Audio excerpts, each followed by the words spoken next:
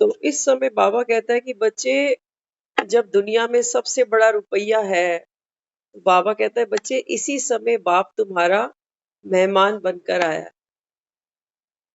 हम्म? अब बाबा कहता है ये है परखने का समय।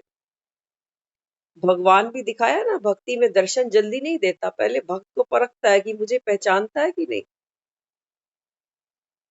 तो भक्ति में हम कहानियां सुनते थे, किसी को कुत्ते के रूप में दर्शन देकर गया, दिखाते थे ना। हम्म? भीलनी ने भी पहले पहचाना कि ये तो राम है, तब भीलनी को साक्षात्कार हुआ। तो बाबा भी कहता है कि बच्चे मैं इस समय मेहमान बनकर आया हूं, पर काया के अंदर पहचान सको तो पहचानो। दिव्य दृष्टि दे रहा है साथ में, कि बाबा कहता है अब ऐसे तो नहीं पहचान सकते। तो गीता के उपदेश में दिखाया है, कृष्ण ने पहले अर्जुन को दिव्य दृष्टि दी है। और दिव्य दृष्टि हम क्या देखते हैं कि ऐसे हाथ से हाथ ऊपर किया और यहाँ से लाइट निकल के उसकी आंखों में आ गई और अब वो दर्शन कर रहा है। बाबा कहते हैं बच्चे नॉलेज इज लाइट, बाकी यहाँ से कोई लाइट नहीं निकल रही है। जो ये ज्ञान है, ज्ञान के अंदर जो शक्ति है, ये लाइट है, ये पावर है। तो कहता है ये मैं तुम सबको दे रहा हूं, एक अर्जुन के लिए थोड़ी आऊंगा सिर्फ। तुम सबका राजपाट लूटा पड़ा है सब। हर कोई अपने जीवन में एक बार झांती मारे ना, तो उसको पता चलेगा इंद्रप्रस्थ नहीं है उसके पास। मोहताज है हम छोटी छोटी खुशियों के लिए, एक दूसरे की शक्लें देखनी पड़ती है। तो इस समय बाबा कहता है बच्चे मैं मेहमान बनकर आया हूं, तो तुम्हें आदर करना चाहिए। मेहमान का आदर करते हो कि नहीं? हम्म? मेहमान घर पे आता है, मन नहीं भी होता तो भी ठंडा चाय गरम बनानी पड़ती है, हंस के बात करनी पड़ती है। हाँ, तो मेहमान को रिगार्ड देते हैं ना कि इसको फील ना हो, बेचारा इतनी दूर से आया। बाबा कहते हैं मैं कहाँ से आया हूँ, ना वहां कोई फ्लाइट है, ना कोई ट्रेन है, ना कोई बस है, इतनी दूर से आया हूँ। तो बाबा कहता है तुम्हारे फोनों की घंटियां बजाता हूँ रोज सुबह आके, जागो। लेकिन बच्चे सोए रहते हैं, उठते ही नहीं। तो मेहमान फिर वापस चला जाता है। हम्म? तो बाबा कहते हैं कि बच्चे जिसको प्रेम से तुमने बुलाया है उसका आदर करना चाहिए ना। प्रेम से बुलाया ना, बाबा कहता है भक्ति कितनी करी और क्या क्या पुकारते थे, एक बार आ जाओ, दरस दिखला जाओ। हम्म? तो बाबा कहता है अब आया हूं, प्रेम से बुलाया है, तो आदर भी तो करो। लेकिन बच्चे आते कहाँ हैं? मेहमान बैठ बैठ के चला जाता है ड्राइंग रूम में, ये हमारा ड्राइंग रूम है। बाबा कहता है तुम अपना बेडरूम छोड़ के बाहर ही नहीं आते। हम्म? फिर बाबा ने प्रश्न किया, कौन सा नशा सदा चढ़ा रहना चाहिए, यदि नहीं चढ़ता तो क्या कहेंगे? इस समय कलयुग में देखो, कई बार हम लोगों को कहते हैं जो अल्कोहल पीते हैं, कहते हैं ये बहुत बुरे लोग हैं, नशा करते हैं। बाबा कहता है बच्चे एक दिखाओ मुझे जो नशा नहीं करता। सिर्फ ड्रिंक करने को नशा नहीं कहा जाता। बाबा कहता है इस समय हर आत्मा देह भान के नशे में है। किसी को अपनी सुंदरता का नशा है, किसी को अपने पद का नशा, किसी को धन का नशा, किसी को अपने स्वास्थ्य का नशा। हम्म? तो बाबा कहता है कि बच्चे नशे में कौन नहीं है, मुझे बताओ जरा। हम्म? लेकिन ये नशा बाबा करता है, क्या कहता है, ये नशा बाबा कहता है ये मगज खराब करता है, ये पतित बनाता है आत्मा को। लेकिन बाबा कहता है जो नशा मैं चढ़ाने आया हूँ, बाबा कहता है ये कई बच्चों को चढ़ता फिर उतरता, कईयों को तो चढ़ता ही नहीं। हम्म? तो बाबा कहते हैं बच्चे इस समय ये नशा तुमको कैसे चढ़े, अब बाबा उसके लिए युक्ति बता रहा है। बाबा कहता है ऊंची ते ऊंची आसामी इस पतित दुनिया में मेहमान बनकर आई है। हमारे मोहल्ले में अभी खबर मिले ना, अभी खबर मिले कटरीना कैफ आ रखी है कहीं। कहीं अक्षय कुमार आ रखा है तो अभी लोग दौड़ लगाए, दूर से ही देखेंगे, पास जाने का भी मौका नहीं मिलेगा। लेकिन अफवाह भी होगी तो भी भाग जाएगा। तो बाबा हमें क्या कहता है, तुम्हें ये नशा है, ऊंची ते ऊंची सामी इस समय इस पतित दुनिया में आई हुई है। अगर बाबा कहता है तुमको ये स्मृति रहे तो हमेशा नशा चढ़ रहे कि भगवान इस समय इस दुनिया में है, तो मुझे दुखी होने की क्या बात है। सतयुग जिसकी हमने आज तक इतनी महिमा करी ना, सतयुग में भी बाबा कहता है मैं यहाँ नहीं होता, लेकिन इस संगम पर बाबा कहते हैं मैं यहाँ हूं, क्या तुमको ये नशा चढ़ता है?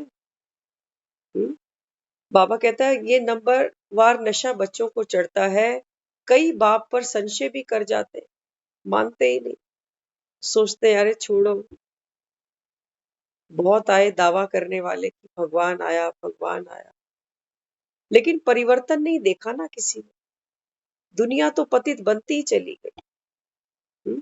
तो बाबा कहता है कि बच्चे जब संशय आता है तो छोड़कर चले जाते हैं, फिर उनकी तकदीर में ही नहीं,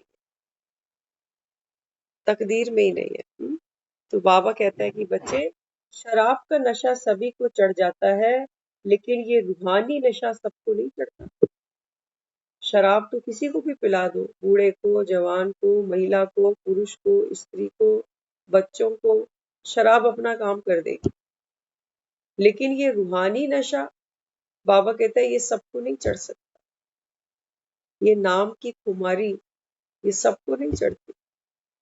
जिनको चढ़ती है ना, घर के लोग कहते हैं अरे पागल ही हो गया ये, इसको और कोई काम ही नहीं है, 9 बजते हैं तो इसको बस फिर से लगता है कि चले जाएं बैठे। बाबा कहता है ये नारायणी नशा है, ये सबको नहीं चढ़ेगा, कोई तकदीरवान होंगे, बाबा कहता है जिनको ये नशा चढ़ता, क्योंकि बाबा कहता है ये नशा, दुनिया में देखो लोग नशा क्यों करते हैं?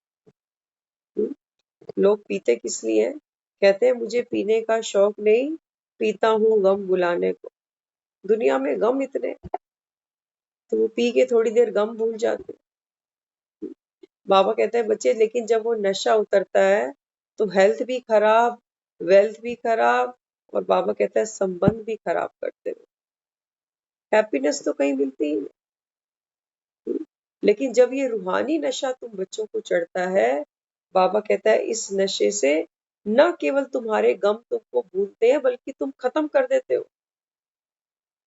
न केवल अपने बल्कि दूसरों के भी।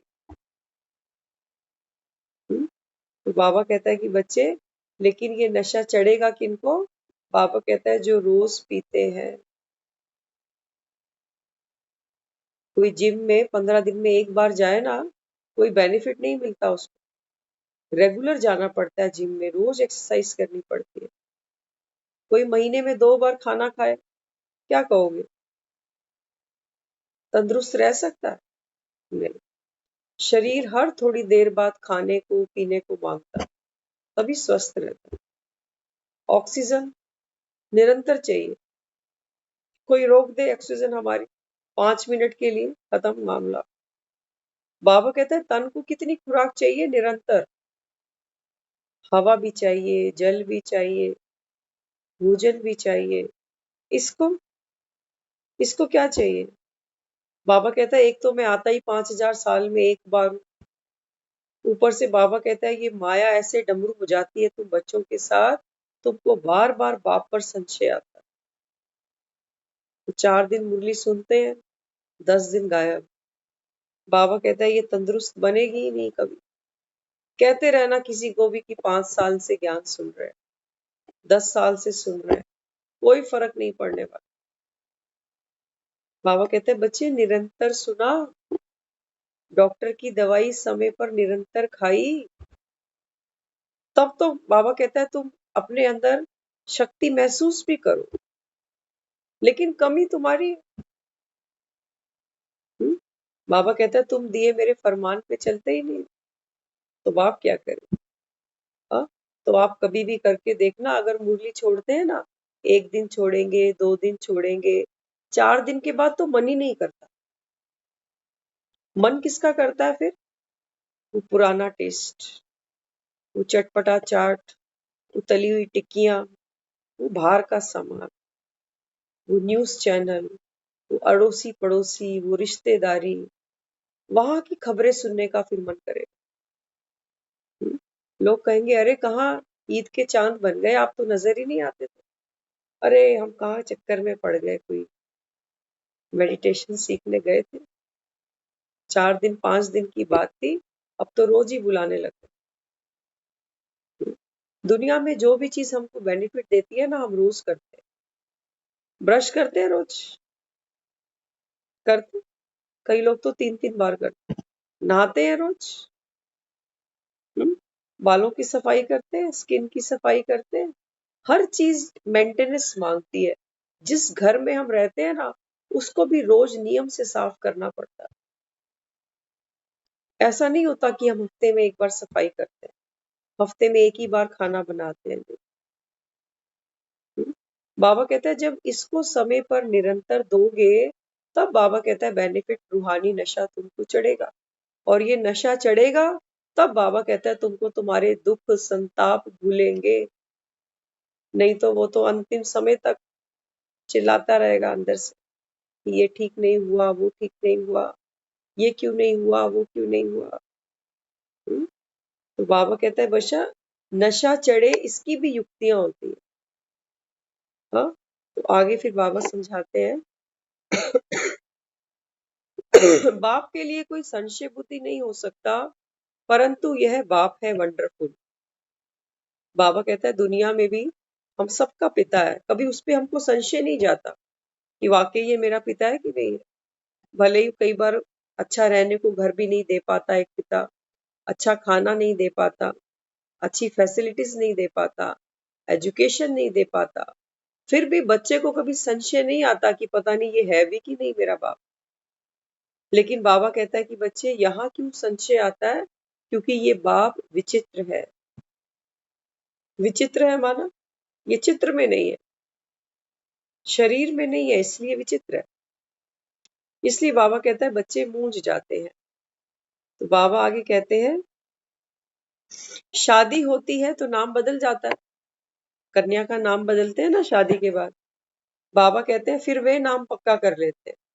शादी के बाद जो उसका नाम बदला, फिर पूरा जीवन उसको उसी नाम से पुकारते हैं। अब बाबा कहता है कि बच्चे तुम्हारा भी मेरे साथ अभी संबंध जुड़ गया है, तो तुम्हारा नाम क्या है अभी? आत्मा। शरीर का नाम भूल जाओ, बाबा कहता है ये पुराना है, शादी से पहले वाला, ये वही छोड़ो। अब तुम्हारा नया नाम क्या है? आत्मा। ये नाम पक्का करो कि मैं आत्मा हूं। तो बाबा कहते हैं तुमको कई कहते सिर्फ भारत में ही आता हूं, क्या भारत ही सिर्फ स्वर्ग बनेगा? बाबा कहते हैं कई लोग कहते हैं ना कि भगवान कहता है कि मैं तो भारत भूमि में ही आता हूँ, तो क्या सिर्फ भारत ही स्वर्ग बनेगा, बाकी दुनिया कहाँ जाएगी? तो क्या कहता है बाबा फिर? बाबा कहता है कि बच्चे भारत ही देवभूमि है, शिव अवतरण यही होता है, विदेशों में थोड़ी कोई शिव अवतरण मनाते हैं, शिवरात्रि मनाते हैं। बाबा कहते हैं सबसे पुराना खंड है भारत खंड, इसलिए भारत को कहते हैं प्राचीन भारत। उस समय बाबा कहता है सतयुग में और कोई खंड है ही नहीं, तो स्वर्ग भारत ही बनेगा, ये डेफिनेट है। दिल्ली का पुराना नाम इंद्रप्रस्थ है, ऐसे ही नहीं है। बाबा कहता है ये तुम्हारी राजधानी बन चुकी है, हर बार बनी है और बार बार बनेगी। तो बाबा कहते हैं इनके आने का पार्ट तो फिक्स हुआ पड़ा है, बड़े से बड़ा गेस्ट ऑफ ऑनर है दुनिया में। बाबा कहता है देखते हो ना चीफ गेस्ट बनाते हैं कितने बड़े बड़े, लेकिन इस समय बाबा कहता है मेरे से बड़ा कोई गेस्ट नहीं है दुनिया में। शरीर कोई जल्दी पुराने हो जाते, कोई जास्ती टाइम चलते, यह ड्रामा में एक्यूरेट नून है। किसको भी ना मेरी पहचान है, न ब्रह्मा विष्णु शंकर की, न लक्ष्मी नारायण की, और ना ही राम सीता की। बाबा कहते हैं बच्चे आपने भक्ति की है, वह विचारी भक्ति की, अनेकों की भक्ति की, जानते किसी को भी नहीं हो। ऊंचे थे ऊंच एक्टर तो ड्रामा के अंदर यही है। ऊंचे ते ऊंचा एक्टर ड्रामा में कौन है? परमात्मा शिव। बाबा कहते हैं मैं ही आकर इस ड्रामा को पलटाता हूँ, कलयुग से सतयुग तक पहुंचाता हूँ, पतित से पावन बनाता हूँ। तो बाबा कहता है इस ड्रामा में बड़े ते बड़ा ऊंचे ते ऊंचा एक्टर मैं ही हूँ। 8-10 भुजा वाले तो मनुष्य होते ही नहीं। विष्णु को 4 भुजा क्यों दिखाते हैं? रावण के 10 शीश क्या है? बाबा कहते हैं भक्ति में जो तुमने इतनी अजीब अजीब आकृतियां देखी, देवी के 8 हाथ देखे, 8 टांगे क्यों नहीं दिखाते थे? बाबा मुरलियों में पूछता है कई बार कि जब देवी के 8 हाथ है तो 8 पांव क्यों नहीं है? ये रावण के 10 शीश क्यों है? बाबा कहता है किसी के पास आंसर? वो कहते हैं देव देवता ऐसे ही होते हैं, किसी के 5 मुंह दिखाए, किसी के 3 दिखाए। तो बाबा हमको कहता है कि बच्चे जानते तो कुछ भी नहीं, आत्मा भी निराकार, परमात्मा भी, इसमें फोटो की तो बात ही नहीं। अब कोई आए और सोचे कि भगवान के साथ एक सेल्फी ले लूं, ले सकता है कोई? बाबा कहते हैं बच्चे तुम अपनी भी सेल्फी नहीं ले सकते, आत्मा की सेल्फी कौन उतार सकता है? तो बाबा कहता है फोटो की तो यहाँ बात ही नहीं, तुम्हें सदैव अविनाशी चीज को देखना है। बाप कहते मैं नई दुनिया का गेस्ट नहीं बनता। बाबा कहते हैं बच्चे मैं तो इस पुरानी दुनिया में ही आता हूँ, यहाँ दुख है, यहाँ कलह कलेश है। बाबा कहता है इनसे छुड़ाने तुमको आता हूँ, वहां आके क्या करूंगा? वहां तुम मुझको याद ही नहीं करते। सतयुग में देवी देवता उसको क्यों पुकारे? खुद ही वो संपूर्ण है, 16 कला संपूर्ण बने हैं, संपूर्ण वैभव है, सुख है। बाबा कहता है वहां मेरे आने की दरकार ही नहीं, ना तुम बुलाते हो ना मेरे आने का वहां पार्ट है। बाबा कहता है तुम द्वापर से मुझे बुलाना शुरू करते हो और मेरे आने का समय होता है कलयुग के एंड में। इसको मैंने कहा है कि युगे युगे माना हर कल्प में मैं संगम के युग पर आता हूँ, लेकिन भक्ति में वो समझते हैं कि भगवान कहता है कि मैं हर युग में आता हूँ। तो बाबा कहते हैं कि बच्चे भक्ति से तो मूंझ जाते हो, ड्रामा अनुसार यह नॉलेज भी गुम हो जाती है। बाबा कहते हैं सिर्फ संगम पर तुमको ये ज्ञान है, संगम खत्म, सारे ब्राह्मण खत्म, ज्ञान भी खत्म। बाबा कहता है जब सब घर जाएंगे ज्ञान गुम हो जाएगा। इसलिए भगवान को हम कहते हैं ज्ञान का सागर, और कोई भी नहीं है, और कोई भी नहीं है। बाबा कहता है ये जितनी ब्राह्मण आत्माएं ज्ञान सुनती हैं, सुनाती हैं, क्लासेस कराती हैं, ये तो ज्ञान की नदियां हैं, ये सब सागर से निकली है। नॉलेजफुल केवल एक बाप ही है। तो बाबा कहते हैं समझना आज चाहिए। आज बाबा ने भी मुरली में बोला है ना कि निमित्त को मत देखो, हम्म। जो आपको मुरली सुना रहा है उसको मत देखो, मीडिएटर को नहीं देखना तुमने। बिल्कुल। तुमने देखना है कि मुरली मुरली आ कहाँ से रही है, शिव बाबा आपको सुना रहे हैं। हम्म, बिल्कुल। बाबा यही कहता है बच्चे जो सुनाने वाली ब्राह्मणी है वो तो ये सोचती है कि मैंने सुनाया, मैंने समझाया, लेकिन बाबा कहता है बच्चे सब कुछ कराने वाला एक बाप है। तो बाबा कहते हैं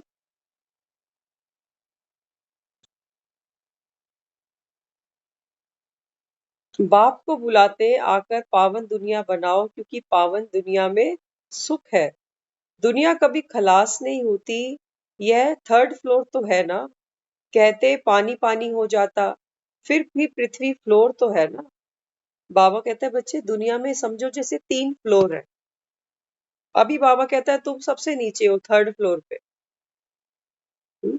हम इसको 1st फ्लोर कहेंगे क्योंकि हमको वो ऊपर दिखता है, लेकिन बाबा को ये सबसे नीचे दिखता है, इसलिए बाबा वहां से इसको जब देखता है तो कहता है ये 3rd फ्लोर है। बाबा कहता है अभी तुम 3rd फ्लोर पे हो।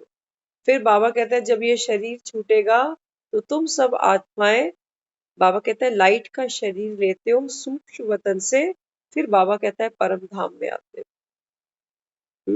तो इस समय बाबा कहता है कहते हो ना कि दुनिया पानी पानी हो जाती है, प्रलय आ जाती है। बाबा कहते हैं 3 फ्लोर हैं, प्रलय आ नहीं सकती। आत्माएं शरीर छोड़ेंगी फिर दूसरी जगह जाकर बैठेंगी। विनाश बाबा कहता है ये जो अभी तमो प्रधान प्रकृति है, बाबा कहता है तमो प्रधान आत्माएं हैं, बाबा कहते हैं विनाश होगा कलयुग का। आत्माओं का विनाश नहीं होगा, प्रकृति का विनाश नहीं होगा। बाबा कहता है बच्चे अभी आसुरी संप्रदाय का विनाश होगा, कलयुग का विनाश होगा। तो बाबा कहते हैं जल भी इस फ्लोर में होता है, सेकंड फर्स्ट फ्लोर में तो जल होता ही नहीं। अब देखो बाबा कितनी प्यारी बात समझा रहा है। बाबा कहता है भक्ति में कहते हो ना पृथ्वी पे प्रलय आ जाएगी। बाबा कहता है पानी का जो तत्व है, जो जल तत्व है, वो यही है, ऊपर तो जल तत्व है ही नहीं। तो बाबा कहता है जो पूरे पास होते हैं उनका ही अतीन्द्रिय सुख गाया जाता है। तो वास्तव में जो प्रलय आती है वो आती है ज्ञान की प्रलय। जल कौन सा है? बाबा कहते हैं ये जल है ज्ञान का। अभी बाबा कहता है ये ज्ञान की प्रलय आएगी दुनिया में, तब बाबा कहता है विनाश हो जाएगा, क्योंकि ज्ञान जहां है बाबा कहता है वहां राग नहीं रह सकता। ज्ञान का मतलब ही है वैराग। अगर ज्ञान सुनकर हमको दुनिया से, इस शरीर से वैराग नहीं आ रहा, इसका मतलब ज्ञान का सिर्फ कनरस ले रहे हैं कि मजा आ रहा है सुनने में। प्रलय आती है तो बाबा कहता है फिर दिखाया है ना दुनिया का विनाश हो जाता है। बाबा कहता है बच्चे वास्तव में जब ज्ञान की प्रलय आती है तो देह सहित, बाबा कहता है ये देहिक दुनिया, यहाँ के आकर्षण, इन सब का विनाश हो जाता है। आत्माओं का विनाश नहीं हो सकता। बाबा कहता है वैराग आ जाता है। फिर आगे समझाते हैं आत्मा के सोने से शरीर भी सो जाता है, आत्मा ना सोए तो शरीर भी ना सोए। थकती आत्मा है, आज मैं थका पड़ा हूं, किसने कहा? बाबा कहता है जब सुबह उठते हो तो फ्रेश होते हो। कौन फ्रेश उठता है? शरीर को भी 8 घंटे आराम मिलता है, क्योंकि ये सारी खिड़कियां बंद हो जाती है ना। आंखों को आराम मिला, आंखें बंद हो गई। कानों में हम कहते हैं अब कोई आवाज नहीं करूं, हाथ पैर सबको क्या किया, शांति में लेके चले गए। बाबा कहता है बच्चे जो शांति है ये सबसे बड़ी शक्ति है। तो जब हमारा शरीर शांत होता है, हमारा मन शांत होता है, तब बाबा कहता है शांति का अनुभव होता है। ये सारा दिन में कौन कहता है कि आज मैं थक गया? ये आत्मा बोलती है। क्यों? क्योंकि आत्मा ही इस शरीर से काम कराती है। आत्मा ही सारा दिन सोचती है, आत्मा ही बुद्धि को यूज करती है, आत्मा ही अपने संस्कारों के ऊपर काम करती है। तो आत्मा थकती है। तो बाबा हमें कहता है कि बच्चे तुम कैसे आए थे दुनिया में? कहते हैं दुनिया में नग्न आए थे, नग्न ही जाना है। तो यहाँ बाबा भी हमको समझाता है कि बच्चे इस दुनिया में आप कैसे आते हो, अशरीरी। आत्मा यही आती है, यही आकर बाबा कहता है शरीर लेती है। तो बाबा कहता है अब ऐसे ही जाना भी तो पड़ेगा, ये शरीर यही छूटेगा और आत्मा अब अपने घर चली जाएगी। सब थोड़े ही मिल सकते हैं, याद करते हैं ना, उनको बाप का परिचय मिल जाएगा। बाबा कहते हैं मेरे से मिलना सबके भाग्य में नहीं है। याद तो मुझे दुनिया करती है, लेकिन बाबा कहता है जो पुकारते हैं, बाबा कहता है मैं केवल उन्हीं को मिलता हूँ।